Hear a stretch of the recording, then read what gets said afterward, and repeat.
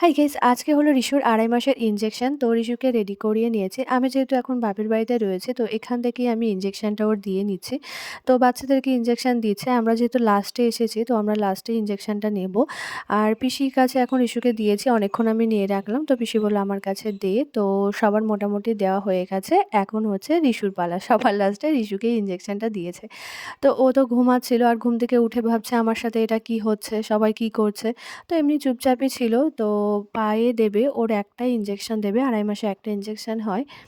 Injection দেওয়ার সময় কিন্তু সবসময় বাচ্চাকে মাকে নিয়ে বসতে হয়। কিন্তু আমার কাছে আমার একটা বৌদি ছিল। ওই বৌদিটা বলল, "আমার বাচ্চাটাকে একটু ধরো।" তো ওকে ধরতে গিয়ে আর ওকে নেওয়া হয়নি। পিসিই বসে পড়েছে বলে আমি আর নিইনি।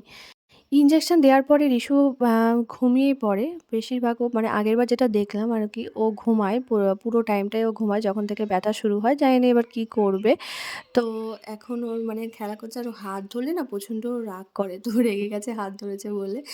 আর এই যে এখন চেপে ওকে নিচ্ছে বলে আরো বেশি কান্না করছে। মানে পা, হাত এগুলো ধরা যাবে না ওর। ও কান্না করে তাহলে। তো একটু ইনজেকশনটা মানে দেওয়ার পরে একটু কেঁদেছিল। তারপরে আর কাঁদেনি। চুপ করে গেছিল আর ঘুমিয়েও পড়েছিল। পুরো রাস্তা তো ঘুমাতে এসেছে আর এখন বাড়ি এসেই উঠে পড়েছে।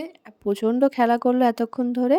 আর মনে হচ্ছে এখন একটু পায়ে ব্যথা করছে, যার জন্য একটু চুপচাপ রয়েছে। আ তো পাটা তো নাড়াচ্ছেও না। তো দেখা যাক কি হয়। আমি এখন খেয়ে নেব। খেয়ে নিয়ে ওকে নিয়ে একভাবে বসে থাকতে হবে। একটু নাড়াচাড়া করা যাবে না, করলেই কান্নাকাটি করবে। ব্যথা লেগেছে? হুম? আচ্ছা। আচ্ছা, ব্যথা লেগেছে। আচ্ছা।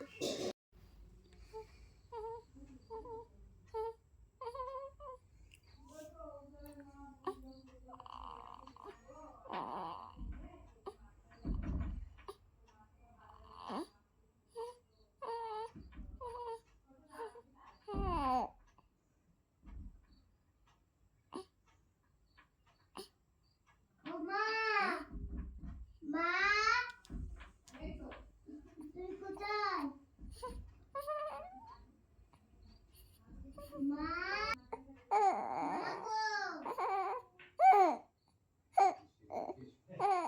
না, না সোনা, কাঁদে না।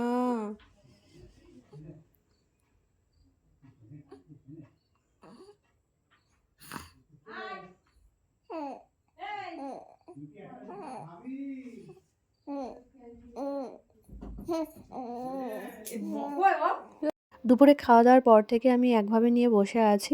তো ওকে তো একটু নামাতে পারছি না নিচে, নিচে নামালেই কান্নাকাটি করছে, নড়াচড়াও করতে পারছি না। বাকি টাইমটুকু ও একদম টানা ঘুমাচ্ছে।